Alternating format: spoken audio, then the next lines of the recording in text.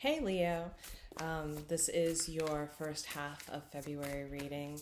I almost wanted to say November, so I'm wondering if there are any recurring themes that'll be appearing in this spread. Few things I'd like to say right off the top. If it doesn't resonate, leave it behind. Go check your Sun, Moon, Rising, and Venus signs to see if any of those messages resonate with you. Also, in the description below, you'll find information about the decks that I've used as well as where to purchase them. Information if you'd like to offer a donation, as well as a link so you can book your own one-on-one reading for further clarity. So outside of that, let's hop into it, okay?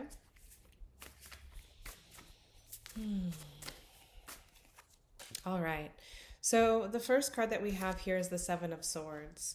There's something here that you're waking up to about yourself. I feel like maybe in ways in which you're misguided, or misdirected in your approach. Perhaps there's a little bit of self-sabotage here, moving too quickly in some regard. We have this Eight of Wands, so it's like we are in Mercury retrograde, so paying attention to any goings in and comings out of communication, making sure that you're not misinterpreting what's being said to you, as well as you're making yourself known and communicating clearly, taking time to respond, really being more deliberate in the goings in and comings out of whatever it is or however you express yourself, because you may be a little bit incongruent in the things that you say, and it could be because perhaps you're hiding something. Maybe you don't want to seem too excited or too needy, what have you, and so or maybe there's some type of emotion or resentment or anger. I feel like there's need to really process and filter through whatever it is that you're wanting to express, whatever it is you're wanting to communicate, as well as the things that are being communicated to you. It could be maybe that whoever you are talking to, you have a history with this person or some type of idea of them or them of you, that is causing for this need to kind of slow down, to make sure that everything is being heard. There's some type of decision made that may put someone else on guard or may put you on guard. Maybe you're taking it too personally. Here's this Four of Wands. Perhaps there's some mistrust, not feeling protected, not feeling included, and it's creating a need to, or maybe you're making up some certain things. Maybe there's some fantasy in your mind that's creating this feeling. So taking time, again, just taking time to pause and reflect, be like, where is this coming from? Am I sabotaging myself feeling this way? I feel like you're withholding something because here is the Sun card, and really needing to be able to make wise decisions, make different choices, approach things with a bit, approach things from a fresh eye, approach things with a certain, hey, what are you doing? Approach things with a certain fresh perspective. There we go. Need to be proud and to feel comfortable in the present. To move more intuitively. Hey, what are you doing? Hey, bud, don't eat that.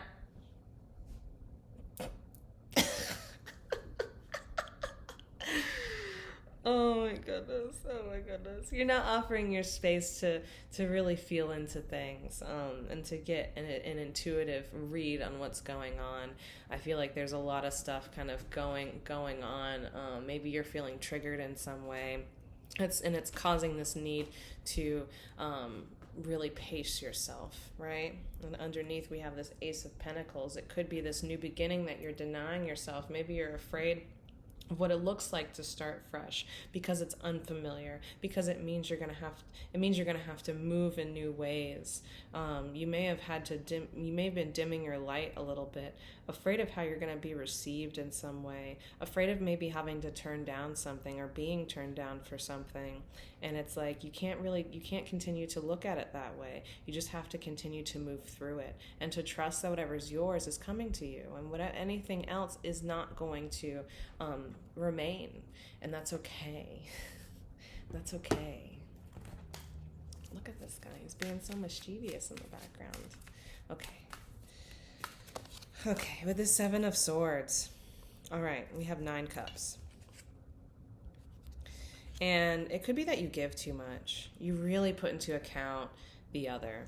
You really put into account how things are going to be received instead of how you're actually receiving it, what you're actually picking up on.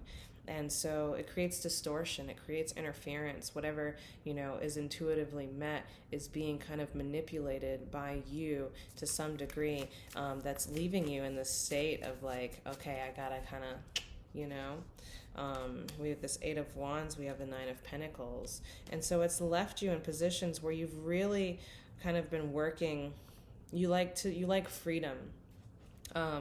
And perhaps, there's a lot of knowledge that you have, but you feel like you've only gained it, and it's not being utilized. It's not made useful, and it's creating a lot of disharmony because you're unsure of what to do with it, and you're afraid about someone else snatching it from you. Perhaps there's something about taking credit here where credit's due, and you fear you're not going to be able to receive all of that.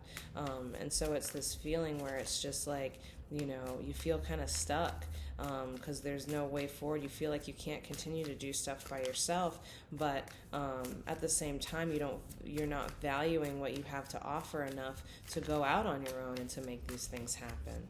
Okay, with the Four of Wands, we have the Five of Cups. And so the only solution is to just move forward and just do the damn thing. You have arrived, you're at the perfect space to begin moving forward, but when are you going to feel confident enough to do so? Anytime is a good time to start at this point. It's just maybe you're making certain excuses. Maybe you're kind of wearing yourself out, fighting with yourself on how to move forward and feeling like you don't have enough in order to make it happen. And whatever is kind of being offered to you, whatever decision you make, it's not good for you, but maybe there's part of you that's like, well, it would relieve a lot of this, or that. Maybe it would help me this way. And it almost feels like it's some type of sacrifice. When we have the Four of Cups with the Sun, you're turning something down. You're turning something down because you know that there's something better out there for you. And here under this, we have the Protection card. I feel like this is a very interesting card. This is the Tarot Egyptiens. It's like a more classical deck, and I'm still learning it and practicing here with you all. And with this, it's like there's a lot of stuff being uncovered emotionally here. It definitely feels like there is, excuse me, there's a lot of things that you haven't fully expressed, and there's a lot of learning, I feel like whatever knowledge you have, there needs to be some way to make it personal, to really adopt it. I feel like you've taken on a lot of learning and stuff for the use of someone else, but haven't fully utilized it yourself. And when you utilize it yourself, you're able to get more creative and then to make things that no one else can take because it's so tied to your personal experience.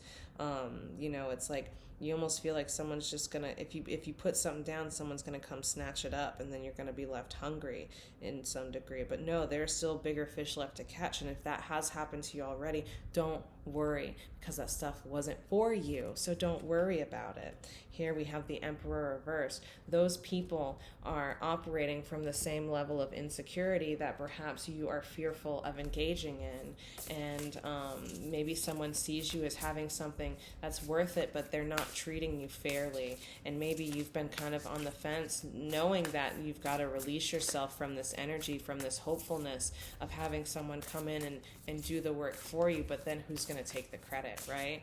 And so like they're almost kind of relying on you to remain in this place of insecurity and this fearfulness in order to benefit from it.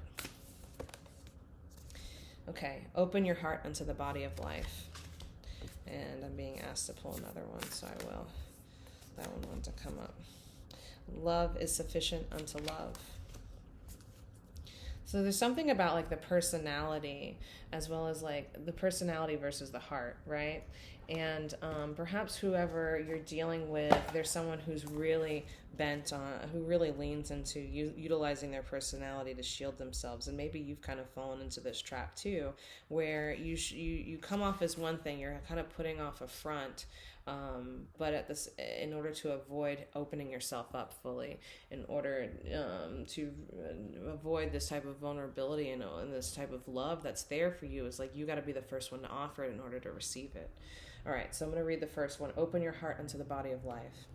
You would know the secret of death, but how shall you find it unless you seek it in the heart of life?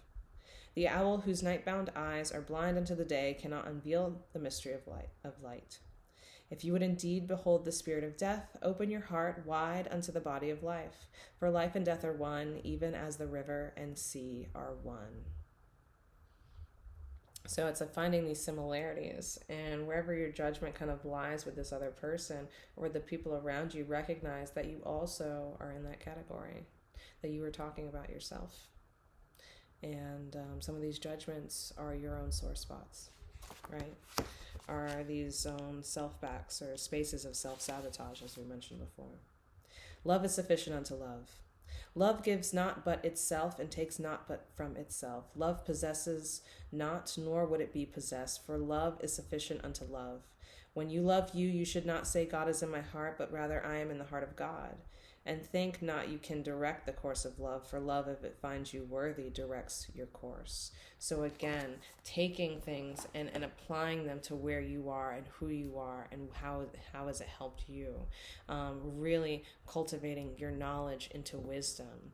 You have a lot of knowledge to share, and a lot of people can benefit from it, but it's the wisdom that truly protects it and makes it golden, that allows that to be your currency, to allow your path to unfold, to open up those windows or those doors of opportunity that you so long for. So be willing to be more personally connected with whatever it is that you're offering, and to not fear it, for you won't be taken advantage of again.